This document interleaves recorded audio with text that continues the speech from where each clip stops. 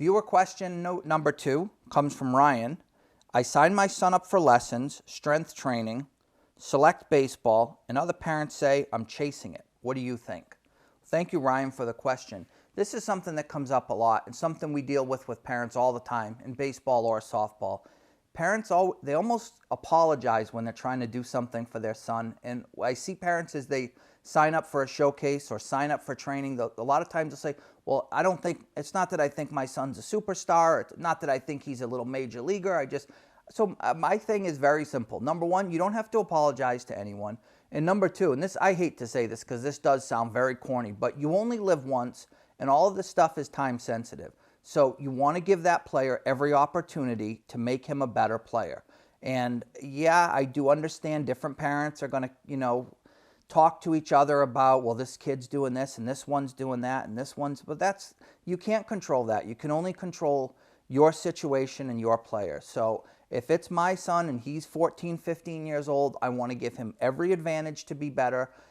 It really comes from, go back 10, 15 years ago. If you played on a summer select team or if you played fall baseball, or if you took hitting lessons, oh wow, you were something different.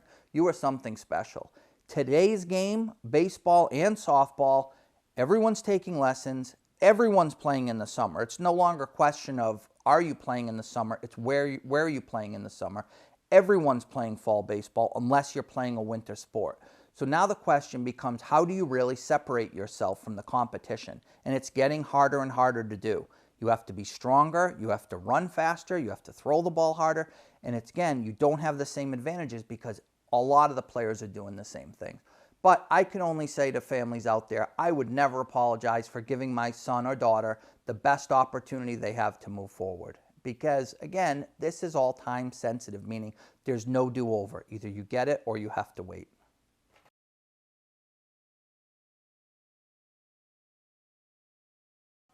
So I always think the parent's role is definitely to be an advocate for the player. It's going to vary depending on the player's age, but when you're getting into a player that's 13, 14, 15, 16, 17 years old, the parents are always going to be involved in everything in this player's life, and it's not always just going to be his decision.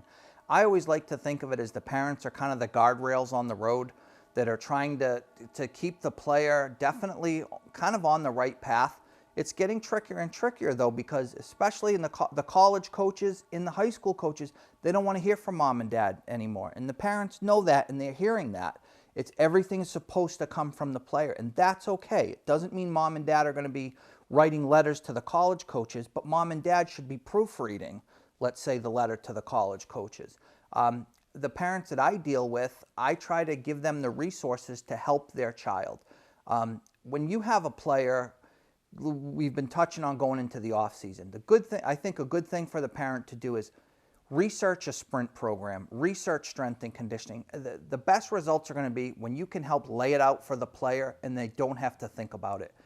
I think you're going to have a lot more luck researching a sprint plan online, presenting it to the player. Okay, it says every other day you're going to do 10-yard sprints as fast as you can, and setting that up for the player and asking him and kind of monitoring him to make sure he's doing that, rather than just say, hey, are you going to work on getting faster? I just think the parents can use their resources more to set up a schedule for the player that makes it a more realistic chance of getting completed, getting done.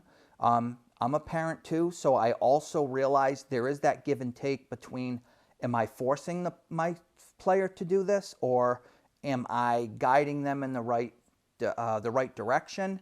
And then how much is they want it versus I want it. So I guess what I would say is I'm more focused on the result. I'm more focused on the end of the rainbow, so to speak. So if I have to nudge along the way to get the better result, I'm okay with that.